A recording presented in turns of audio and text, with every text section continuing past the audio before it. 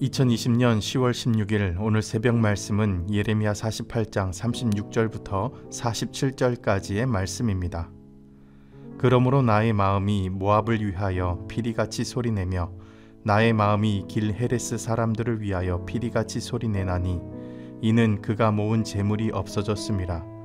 모든 사람이 대머리가 되었고 모든 사람이 수염을 밀었으며 손에 칼자국이 있고 허리에 굵은 배가 둘렸고 모압의 모든 지붕과 거리 각처에서 슬피 우는 소리가 들리니 내가 모압을 마음에 들지 않는 그릇같이 깨뜨렸음이라. 여호와의 말씀이니라. 어찌하여 모압이 파괴되었으며 어찌하여 그들이 애곡하는가. 모압이 부끄러워서 등을 돌렸도다. 그런즉 모압이 그 사방 모든 사람의 조롱거리와 공포의 대상이 되리로다.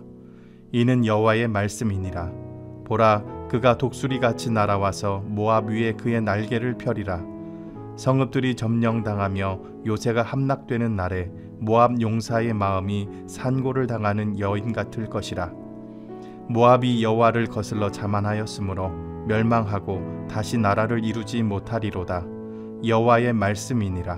모압 주민아, 두려움과 함정과 올무가 내게 닥치나니 두려움에서 도망하는 자는 함정에 떨어지겠고 함정에서 나오는 자는 올무에 걸리리니 이는 내가 모압이 벌받을 해가 임하게 할 것임이라. 여호와의 말씀이니라. 도망하는 자들이 기진하여 헤스본 그늘 아래 서니 이는 불이 헤스본에서 나며 불길이 시온 가운데서 나서 모압의 살적과 떠드는 자들의 정수리를 사름이로다. 모압이여, 내게 화가 있도다. 그모스의 백성이 망하였도다. 내 아들들은 사로잡혀 갔고 내 딸들은 포로가 되었도다. 그러나 내가 마지막 날에 모압의 포로를 돌려보내리라. 여호와의 말씀이니라. 모압의 심판이 여기까지니라. 예레미야서 48장 전체가 모압에 대한 예언입니다. 모압은 요단 동편 땅 중에서 사해를 기준으로 동쪽 고원지대에 살았습니다. 모압 땅은 이스라엘 지역보다 기온이 낮고 강우량도 높아서 가축을 키우는 데 이점을 가지고 있는 풍요로운 땅이었습니다. 모압은 큰 길에서 멀리 떨어진 산지에 있어서 외부의 침략을 당하지 않고 오랫동안 번영할 수 있었습니다. 또한 이스라엘이 모압을 우호적으로 대한 이유도 있었습니다. 모압의 아버지인 롯은 아브라함의 조카였습니다. 출애굽한 이스라엘 백성들이 모압과의 전쟁을 피한 이유도 바로 여기에 있었습니다. 하지만 하나님은 모압이 자신들의 풍요로움과 그들의 우상 그모스를 섬겼기 때문에 멸망당할 것이라고 말씀하셨습니다. 모압 땅에 주어진 모든 힘과 풍요로움은 하나님께서 주신 것인데 그들은 자신들의 능력이요 우상이 준 축복이라고 여겼기 때문입니다. 모압은 우상 그모스로 이스라엘 백성들이 하나님을 떠나도록 끊임없이 유혹했습니다. 민수기 25장에 보면 출애굽한 이스라엘 백성들이 모압 여인과 음행하면서 모압 신들을 섬긴 적이 있었습니다. 하나님의 명령으로 모세가 이들을 처단했지만 가나안 땅 정착 이후에도 모압은 자신들의 부유함과 군사력을 믿고 다른 사람들을 업신여겼고 끊임없이 이스라엘을 대적하고 미혹했습니다. 그것이 하나님의 진노를 부른 것입니다. 하나님의 심판 때문에 모압은 그들이 모은 재물을 잃게 되어 슬픈 피리 같은 소리를 내며 애통할 것입니다. 토기장이가 마음에 들지 않는 그릇을 깨뜨리듯이 하나님은 모압을 치심으로 그들을 순식간에 멸망시키실 것입니다. 심판으로 고통당하는 모압 사람들은 주변 모든 사람들의 조롱거리로 전락할 것입니다. 모압은 하나님의 심판에서 벗어나기 위해 모든 수단을 강구하겠지만 하나님의 심판을 인간의 힘으로는 절대 피할 수 없습니다. 모압의 착각은 잘 되면 내 탓이라는 말처럼 자신들의 번영과 힘이 하나님이 아니라 자신들에게서 나왔다고 여긴 것입니다. 교만이었습니다. 모압은 그 힘으로 이웃 나라, 특히 형제의 나라인 이스라엘을 대적하고 우상을 섬기도록 미혹했습니다. 오늘 본문 말씀을 묵상하면서 그리스도인으로서 우리는 모압과 같은 착각을 해서는 안 됩니다. 겸손해야 합니다. 잠언은 무릇 마음이 교만한 자를 여호와께서 미워하시나니 피차 손을 잡을지라도 벌을 면하지 못하리라고 말씀합니다. 교만한 사람들이 제 아무리 힘을 합해도 하나님의 심판을 피할 길이 없다는 교훈입니다. 성경은 하나님께서 겸손한 자에게 은혜를 베푸시고 겸손한 자와 함께 하신다고 말씀하십니다. 우리가 억지로 겸손해지는 것은 어렵습니다.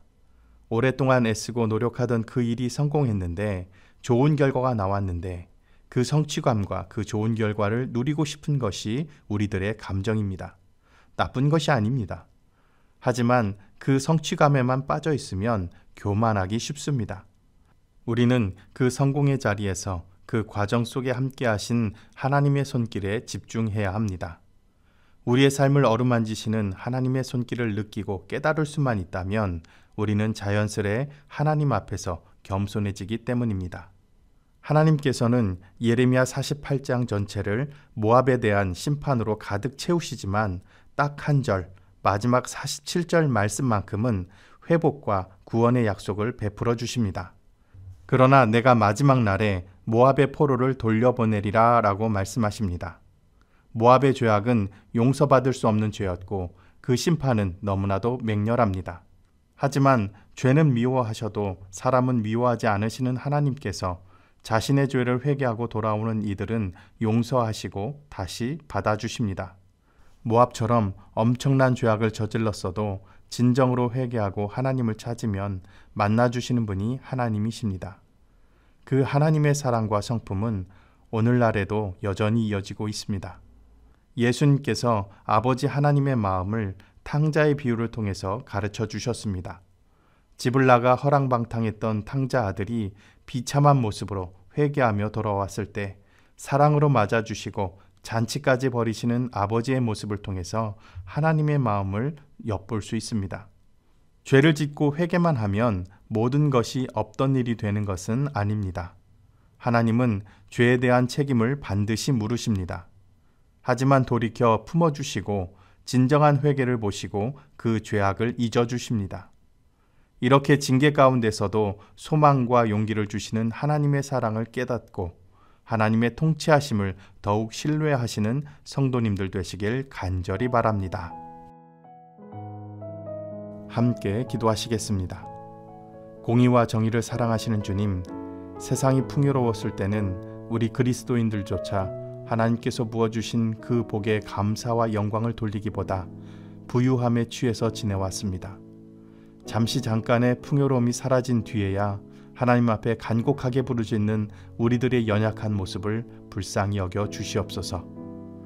우리의 인생들 가운데 엄습해오는 불안과 어려움 속에 믿음을 잃지 않고 방황하지 않게 하여 주시고 오직 겸손히 하나님만을 의지하게 하여 주시옵소서. 코로나19로 인해 힘겨운 시간들이 계속되고 있습니다.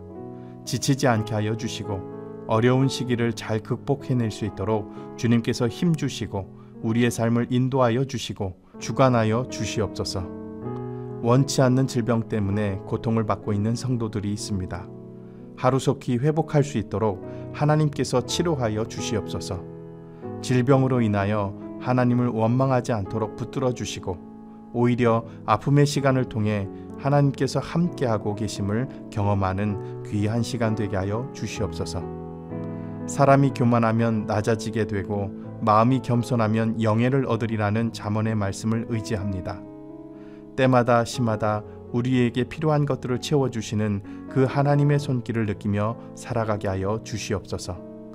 그래서 혼탁한 세상에서 살아가는 우리들이 세상의 시험과 유혹에 빠지지 않게 하여 주시고 오직 겸손히 주님의 말씀을 순종하며 살아가는 복된 성도들이 되게 하여 주시옵소서. 오늘 하루도 주님께서 동행하여 주실 줄 믿사오며 예수님의 귀하신 이름으로 기도드리옵나이다. 아멘.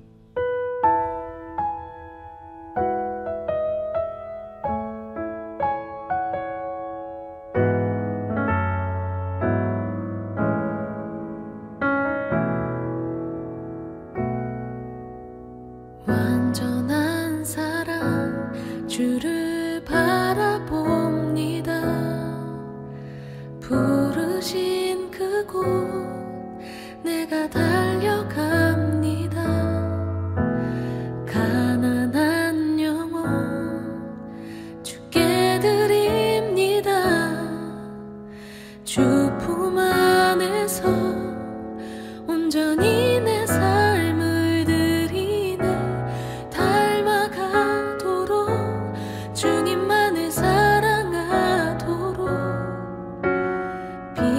대신 주님을 따르고 그분을 바라봅니다.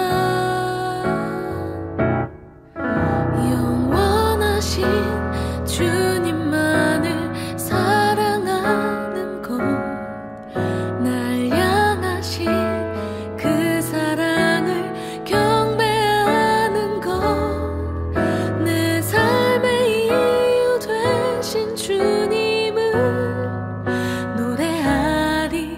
주님만을 바라보며 나 살기를.